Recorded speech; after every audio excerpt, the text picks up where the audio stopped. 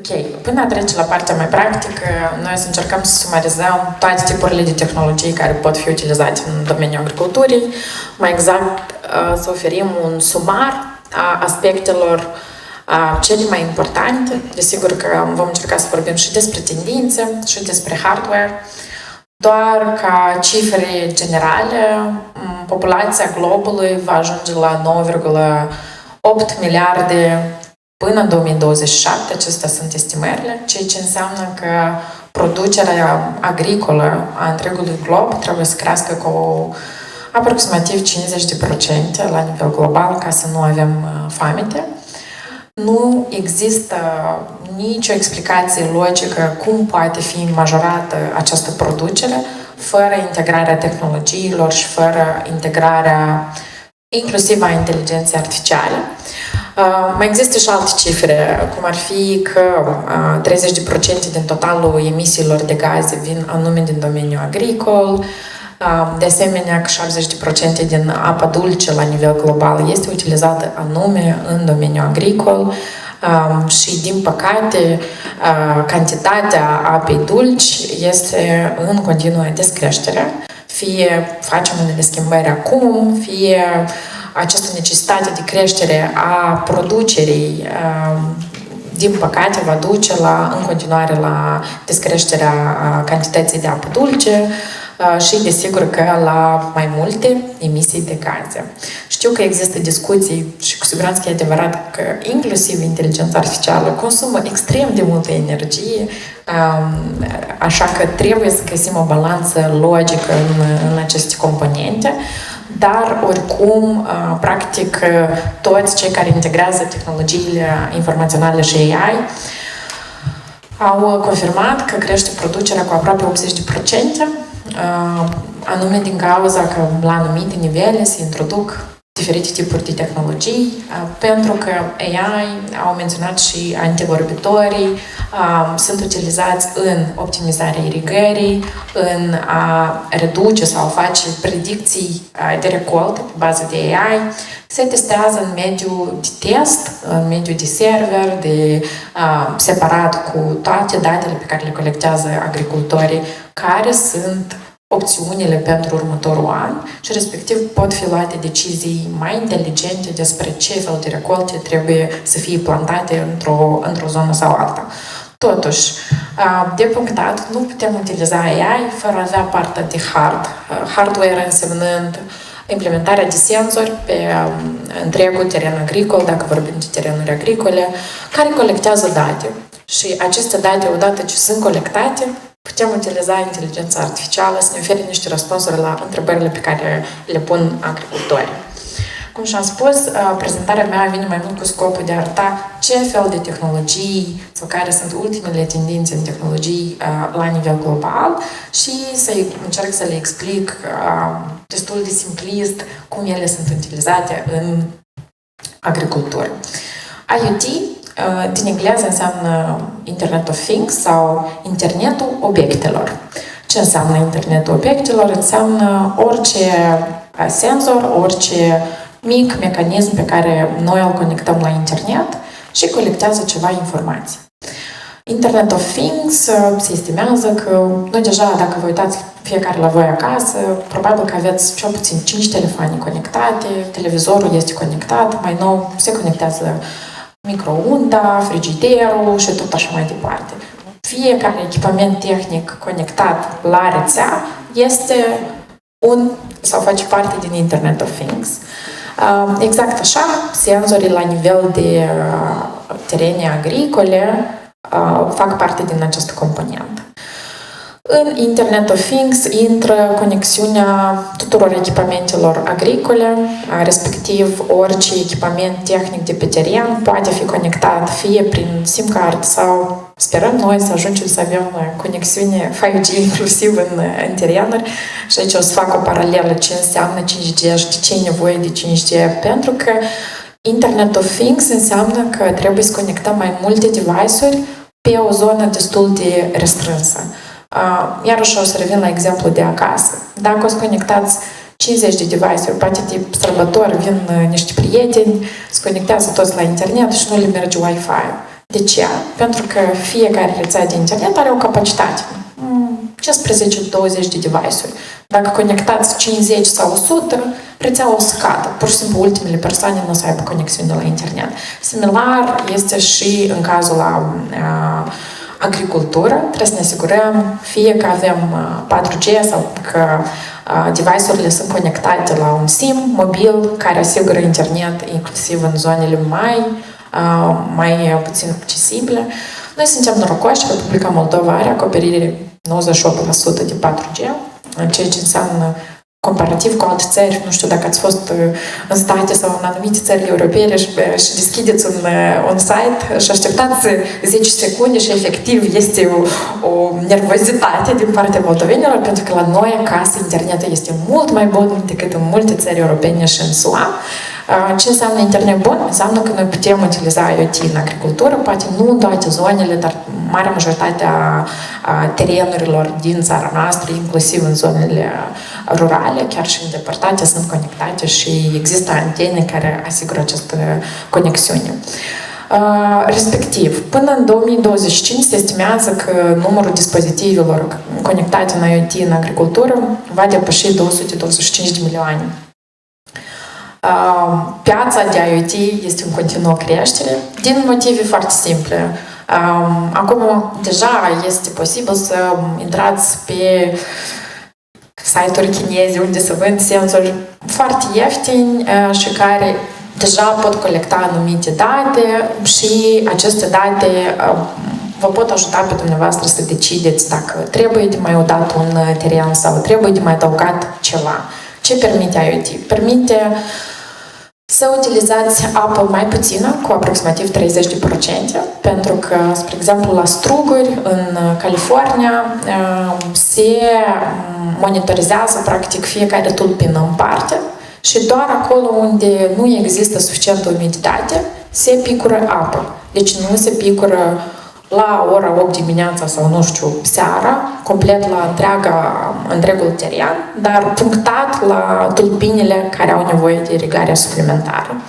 În Italia, același exemplu, tot în cazul strugurilor, cu aproximativ 25% s-a redus utilizarea apei, anume din cauza că se merge punctat la fiecare tulpinuță, unde există un device care face parte din seria IoT, colectează informația, după cum vedeți aici.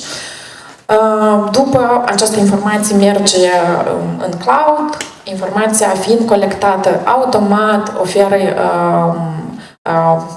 oferă conexiunea către irigare automatizată și picură exact cantitatea de apă pe care o are nevoie fiecare tulpină în parte. Ok. Mergem la următoarea componentă sau un alt exemplu tare fain. Vedeți în această imagine, este un roboțel. El ce face? Atunci când vorbim de spraying, practic stropirea pentru pesticide, la noi se stropește complet întreaga plantă. Acest robot poate identifica exact care căpșună este deja impactată de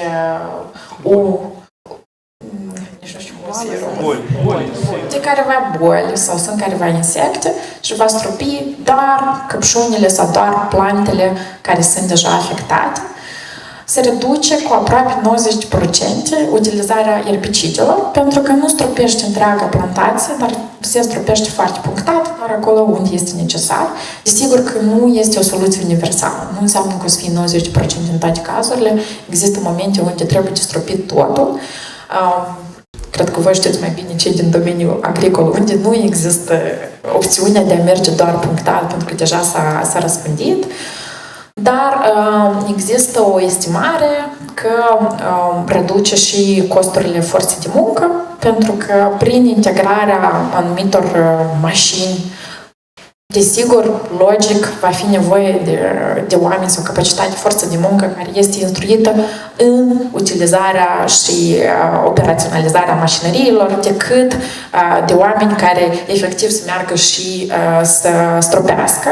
Suplimentar, se reduce riscul de intoxicări, Doamne ferește, alte situații mai grave, unde din cauza echipamentului necorespunzător, unii angajați primesc o toxicoză. Ok, o să încerc să explic foarte simplist ce înseamnă machine learning, pentru că machine learning reprezintă baza pentru inteligența artificială. Ce foarte simplist se creează un cod specializat care învață despre ceva. Și, iarăși, o să încerc să dau un exemplu.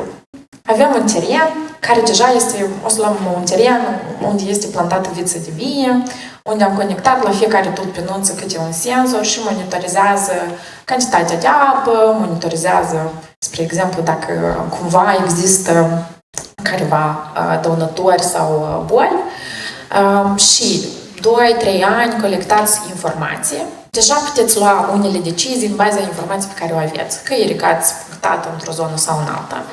Dar, suplimentar, această informație colectată poate fi antrenată într-un sistem, pentru un cod unic, unde practic automatizează în timp anumite procese. Deci nu trebuiască să mai vină o persoană să se uite, ok, care e nivelul de apă la tulpina X și la Y și să apese ulterior la un alt buton ca să uite doar tulpinele necesare. Practic, acest proces poate fi automatizat de către machine learning, unde pui un cod și spui că dacă cantitatea de apă e sub 30%, uzi cu 20 de ml. Procesul de machine learning se adaptează pentru fiecare componentă în parte. Nu există unele soluții, aș zic eu, mai universale, dar, pe general, există prestatori pe piață care vine pentru fiecare cultură separat, pentru fiecare, aș zic eu, teren echipat, ajută să salveze sub o formă sau alta anumite costuri. Și în India s-a demonstrat că deja s-au economisit 500 de milioane de dolari anual pentru că se optimizează utilizarea pesticidelor. Practic, e urmărit mai mulți ani la rând unde apar pesticide, cât de mult trebuie să stropească, nu mai cumpără pesticide în cantități de 100%, dar doar de 10%, pentru că au înțeles că pot să le pună doar în anumite zone și optimizează nu doar costurile, dar și forța de muncă, învață care este predispoziția pentru anii următori și nu doar. Machine learning, pentru ca să lucreze, avem nevoie de o zonă care colectează toate datele, practic tot ce înseamnă informații. Toată informația, cum și-am spus, merge pe un server și de la acest server noi aplicăm machine learning pentru a-i oferi niște instrucțiuni de bază care instrucțiunile vin să lucreze în locul nostru, a oamenilor, sau noi cerem automatizarea anumitor procese. Și desigur că din cauza asta avem nevoie de big data. Prin big data, și ce înseamnă big data? Date în cantitate foarte mari. Deci vă dați seama, dacă noi punem senzor, iarăși la fiecare tulpină, noi strângem o cantitate de date și dacă mulțim această cantitate de date la toate tulpinele de pe acest teren, avem foarte multe date.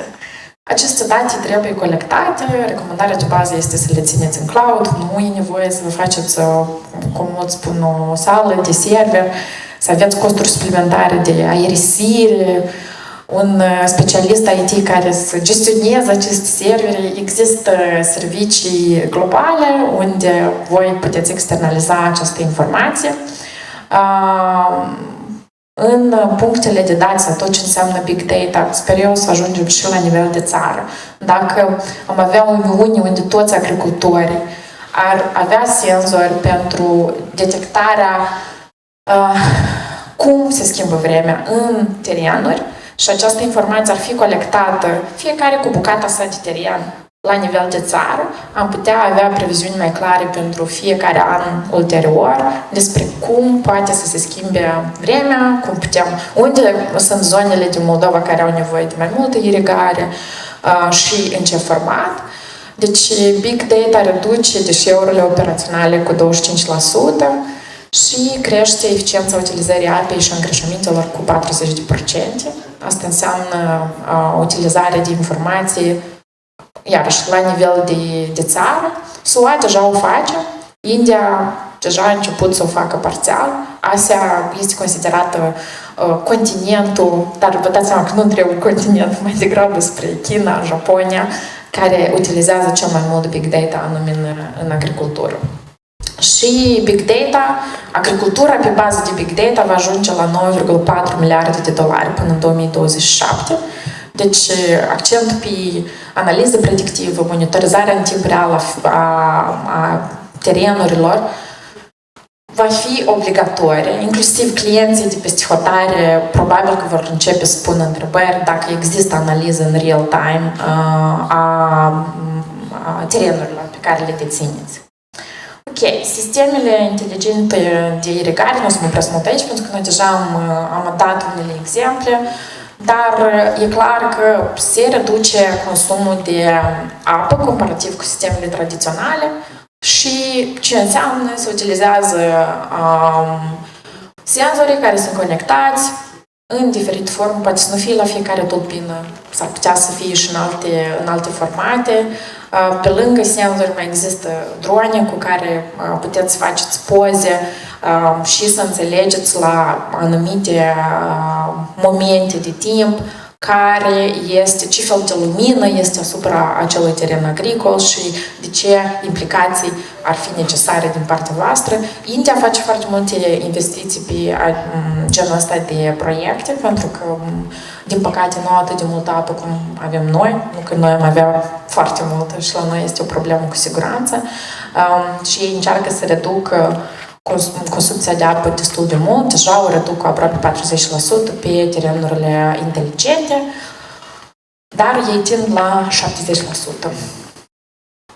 Ok. Robotica poate să mai facă și alte aspecte. Cineva, doamna Irina, dacă mă greșesc, deja a menționat, e posibil ca să scoată buruienile în zonele care sunt mai complicate de ajuns sau să colecteze fructe într-o manieră mai sigură decât o colectează chiar și manual oamenii, pe lângă faptul că reduce și costurile, pentru că da, este o investiție la început pentru un robot, în schimb, în timp, nu trebuie să luați și să angajați oameni care să facă acest lucru. Sunt roboți precum AgBot, care pot planta semințe în mod automat și autonomii. Practic știu concret la ce distanță pot să pun, în dependență de cultura pe care o plantați și se reduce costurile forței de muncă cu 40%, pentru că plantarea se automatizează. Există și tendințe pe viitor, practic să fie tractoare autonome și plantarea automatizată.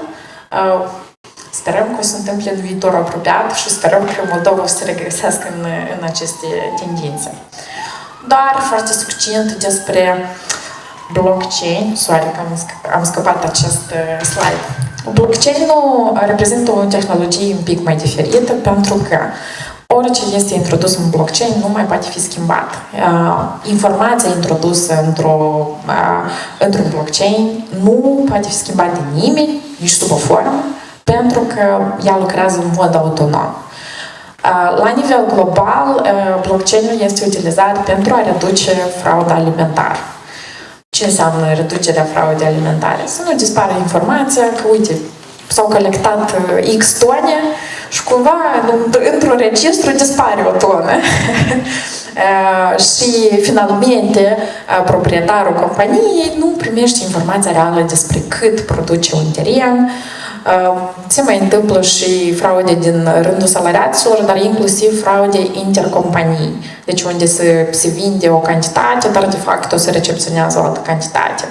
Uite, în IBM, Food Trust, este o companie care deja colaborează cu Walmart. Walmart este o rețea de magazine în SUA foarte mare și ei monitorizează lanțurile de aprovizionare cu salată prin blockchain. Deci, prin blockchain ei se asigură că ajunge cantitatea care real era nevoie, nu că s-a stricat nu știu cât pe drum și nu știu ce s-a mai întâmplat și se mai reduc riscurile de contaminare pentru că se duce evidența clară ce fel de produse stau împreună cu alte produse și în cazul în care ar putea să fie contaminare între ele. Frauda alimentară costă industria 40 de miliarde de dolari anual și anume blockchain a fost considerat ca soluția de a asigura trasabilitatea de la punctul inițial până la final, unde informația niciodată nu o să fie schimbată. Și până în 2025 se preconizează că tehnologia blockchain știva deja practic a ajuns, revoluționează lanțul de aprovizionare în valoare de 100 de miliarde de dolari. Inclusiv pentru că în timp real verifică certificările ecologice, deci certificatul odată încărcat acolo, deja este, orice provider poate să vadă mai departe ce se întâmplă. Despre drone nu o să vorbesc foarte mult, pentru că avem ulterior și niște speakeri care o să încerce practic să asigure anumite informații din experiența directă. Mai ales că avem și producători de drone în Moldova, pe care astăzi o să-l cunoașteți. Dronele revoluționează agricultura din mai multe componente. În primul rând, tot ce înseamnă imagistică aeriană, pentru că pot fi cu permisiunile, desigur că necesare, pot fi luate poze în real time, cu senzori diferiți. Nu vorbim doar de imagistică simplă, vorbim de imagistică cu senzori, cu optimizări de cifre de lumină, cum și-am spus. În real time puteți să faceți și 100 de poze pe zi, aceste informații se colectează și în timp, implementând și machine learning, este posibil de prezis, inclusiv în condiții meteorologice neclare, cât de mult trebuie de irigat un teren, dacă trebuie de plantat floarea soarelui sau porumb și nu doar. Suplimentar se permite prin imagistică cartografierea de precizie și respectiv din timp să se vadă ce boli ar putea să apară pe un teren sau pe altul, practic o prezicere, și respectiv pot fi reduse utilizarea substanțelor chimice cu 80%. Deci dacă se depistează timpuriu o potențială boală care o să apară la o recoltă pe un teren și se izolează această zonă, se prelucrează chimic, iar restul terenului nu ajunge să fie infectat, automat se reduc și substanțele chimice care se utilizează, și forța de muncă implicată, și pierderile potențiale pentru agricultori. Piața globală a dronelor în agricultură este estimată să ajungă la 6 miliarde de dolari până în 2032, o creștere de 20,5%. Deja, dronele sunt utilizate la scară largă în domeniul agricol și nu doar pentru imagistică. În această imagine vedeți, este vorba și de stropire, este vorba și inclusiv, mai puțin pentru irigare, pentru că nu poate să ducă cantități atât de mari de apă, deși probabil că există diferite tipuri de drone și, pur și simplu, pentru irigare sunt alte soluții care sunt mai ieftine decât dronele. În pădugăriile unde dronele sunt echipate cu camere multispectre, ele evaluează care este starea vieții de vie și reduce irigarea cu 30% și reducerea pesticidelor cu 25%. Dronele pulverizează pesticide și îngrășăminte de până la 40 de ori mai rapid decât munca manuală. Și respectiv se reduce și deșeurile chimice. Ok, deja am menționat despre cloud computing, nu vreau să mă opresc aici, doar să spun că datele, dacă voi le colectați, vă aparțin vouă, dar asta nu înseamnă că nu este cazul de a transmite aceste date mai departe. Cum și-am spus, conceptul global ar fi ca toți agricultorii din Republica Moldova să colaboreze, să facă schimb de date și de ce nu să fie la nivel de țară informații despre toate terenurile agricole din țara noastră și nu doar agricole. Asta ar oferi mai multă previzibilitate în estimări și o mai bună claritate, pentru că chiar dacă voi monitorizați propriul vostru teren, nu înseamnă că acest teren n-ar putea să fie impactat de terenul vecinului, care poate tot a fost sau are niște boli care se transmit sub o formă sau alta. Deci este mult mai bine și mai benefic dacă și vecinii voștri vor utiliza tehnologii, pentru că toți au de câștigat din acest proces. Și, desigur, că există platforme agricole inteligente. Apropo, există deja unii prestatori care le vând sub formă de servicii, unde unui agricultor care nu are un specialist tehnic, poate nu vrea să ia o echipă tehnică in-house, găsește un prestator care îi vinde o platformă cap-coadă, îi vinde și senzorii, ulterior aplicația care gestionează senzori pentru anumite culturi și pe lângă aplicații mai integrează machine learning pentru a face preziceri și la pachet se oferă și cloud services, adică unde se stochează toată informația. Este o aplicație sau este un serviciu Climate Field View care practic oferă analize în timp real privind sănătatea solului, starea culturilor, previziunile meteorologice. Dacă vă este interesant, puteți să vedeți ce fac ei și care sunt serviciile. Da, aici doar ne oprim la cifre sau la acest exemplu, unde Tomato Leaf Curl Virus, unde practic sunt tăiate anumite frunzulițe de la roșii, pentru că ele sunt deja bolnave și practic au redus răspândirea bolii cu 50% în cazul operațiunilor de cultivare a roșiilor în scară largă. Deci identifică foarte rapid ce frunze trebuie să fie tăiate, acestea sunt excluse și nu se infectează întreaga plantație.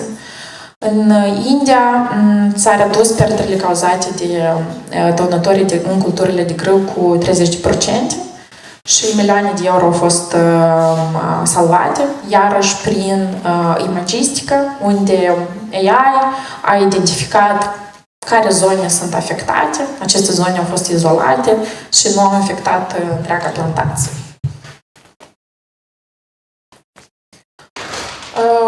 Aici vorbim un pic despre tendințe. Următoarele tendințe sunt modificările genetice în agricultură și AI-ul de asemenea și aici joacă un rol important, unde se testează în mediul virtual care culturi, mai exact în mediul de test, se testează diferite versiuni și în baza acestor teste se identifică modificarea cea mai optimă. Ulterior, această modificare se replică în mod real și deja se testează în mod real. Orezul de aur a fost dezvoltat prin modificare genetică și are potențialul de a rezolva problema deficienței de vitamina A, care afectează 250 de milioane de copii la nivel mondial. Și anume AI a fost utilizat ca primă bază de colectare a datelor și testare în mediul de test, iarăși. Eu mai am doar un pic de timp, așa că o să încerc să trec peste unele slide-uri. Seriile pot fi automatizate încă mai ușor decât terenurile agricole. Din motive evidente, seriile sunt de obicei localizate mai aproape de zonele locative, dar chiar și dacă nu, poate fi conectată o rețea de internet cu fibră optică, adică nu trebuie să operaționalizeze doar prin SIM-uri. Și puteți instala cât senzori vreți, în ce format doriți, pentru că cantitatea acestora nu va fi legată direct de conexiunea de internet.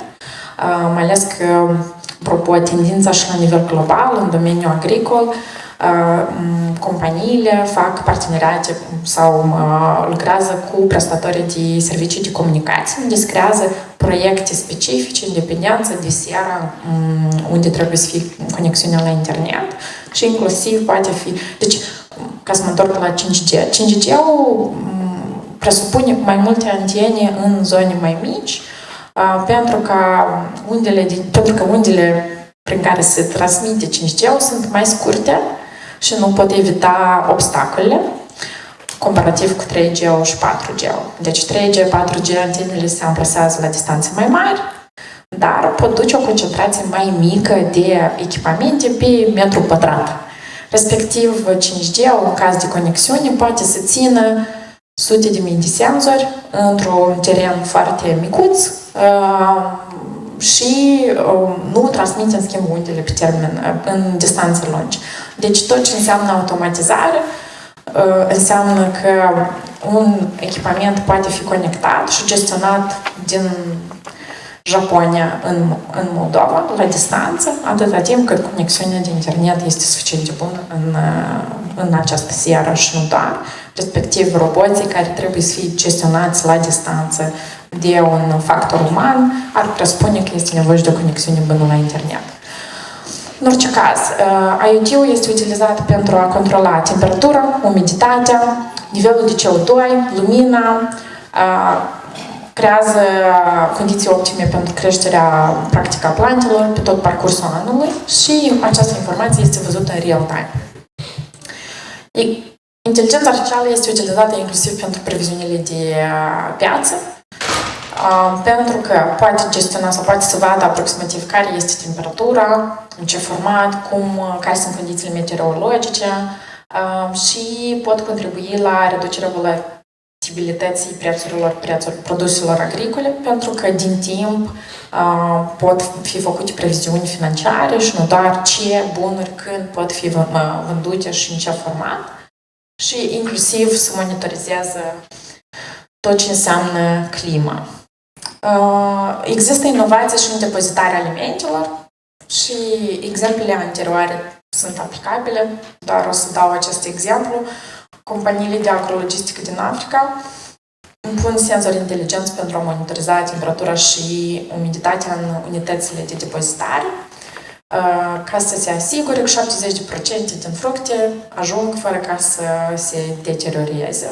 Deja, cred că în transport sau cei care fac export cunosc toate camioanele moderne, vin cu senzori integrați care monitorizează nu doar temperatura, dar și umiditatea și pot duce atât la reducerea risipei alimentare, adică în cazul în care senzorul depistează o problemă, camionul este desigilat sau poate fi desigilat mai devreme decât să ajungă la destinație, pot fi scoase anumite produse care e clar că deja sunt în proces de alterare și se salvează cel puțin jumătate de camion din aceste produse.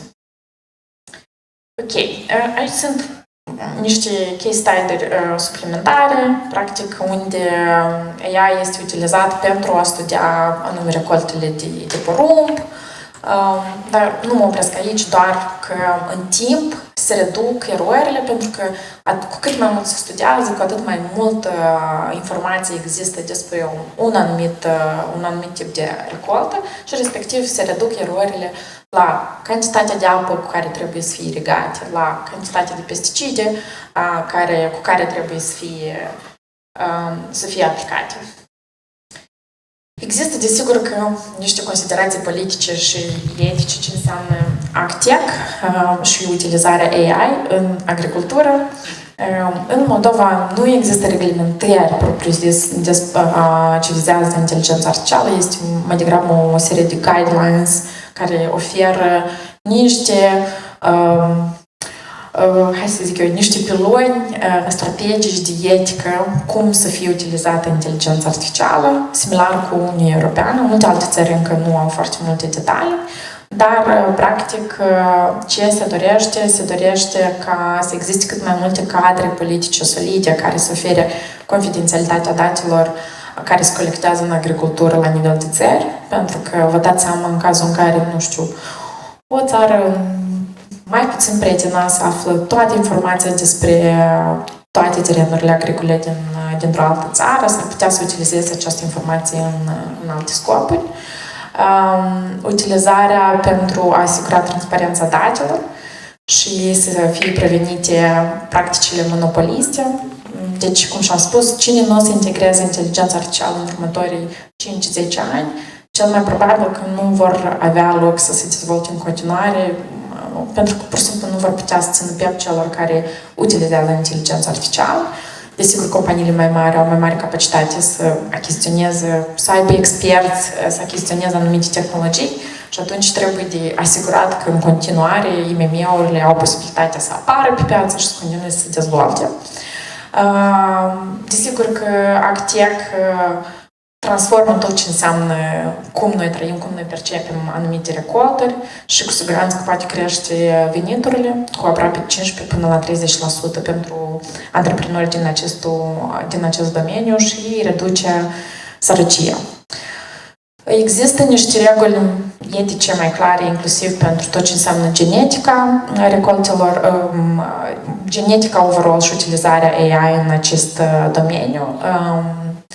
Dar, iarăși, aspectele etice cred că sunt destul de clare pentru toți și cred că este ultimul slide la care o să mă opresc din lipsă de timp.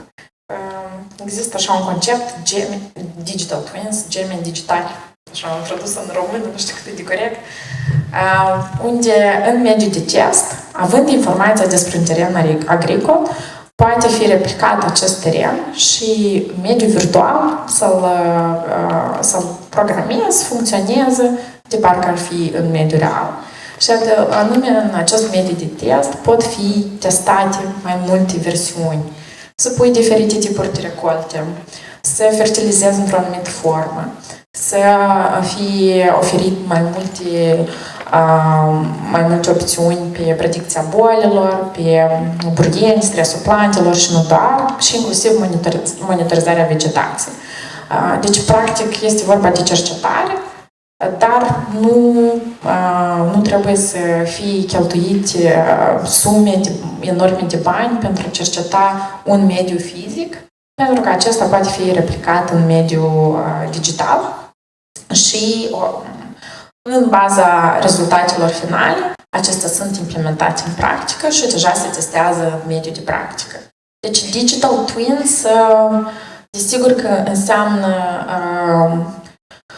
investiții, pentru că nu e vorba doar de senzori, trebuie să fie monitorizarea recoltelor propriu-zise, ca să poți face această copie sau această replică în mediul digital și ulterior testările. În schimb, sunt estimări care ar putea să reducă costurile agricultorilor cu până la 50%, pentru că efectiv totul poate fi testat în diferite medii și inteligența artificială și quantum computing și nu doar cu o viteză mult mai mare pot să ofere preziceri mult mai exacte despre ce fel de recolte trebuie să fie plantate, cât de mult fertilizanți trebuie să fie anume pentru acel teren specific.